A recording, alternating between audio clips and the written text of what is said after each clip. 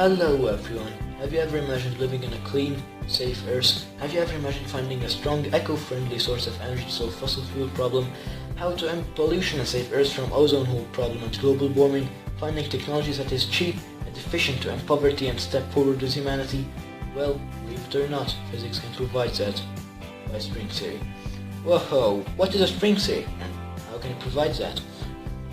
Well, as we know, the four fundamental forces of nature are strong nuclear force, weak nuclear force, electromagnetic force, and gravitational force. Strong, weak nuclear forces and electromagnetic forces are so strong relative to gravitational force. Quantum theory, which explains particle behavior in the particle world, succeeded at explaining all forces, but when it came to gravity, well, it failed. It is expected that the particle responsible for gravity is called graviton.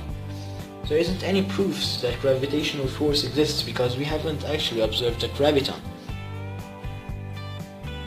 So the only reason we know it exists is that we experience it in everyday life and see it everywhere in the universe between stars, planets, and galaxies.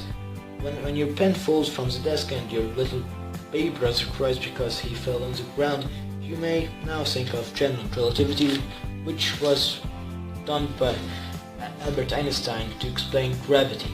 It is good at explaining gravity in the large-scale universe, but when it comes to particle world, it just makes wrong predictions and simply fails.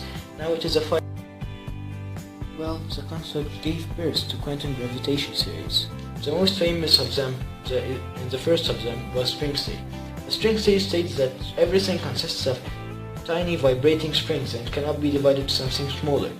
Every string vibrates with certain properties like frequency, that defines a particle in every vibration. Well, the universe is playing the orchestra, a long one. Also, strings don't have to be connected to each other from both sides as long as they stick to the membrane. Well, the membrane, it is like a sheet that the universe lies on. Well, that explains that the universe may be two-dimensional. Well, that's because the third dimensional may only be an illusion. It's like watching TV. It looks three-dimensional, but it is two-dimensional actually. Well, the theory is now called the M theory. Well, I have forgotten something important. How can string theory help us? Well, by accessing the theory of everything, we can know everything. But I didn't tell how can string theory solve gravity problem. Well, remember when I said strings don't have to be attached to each other? Well, the ties that is attached to each other can travel through other dimensions as it is not attached to the membrane.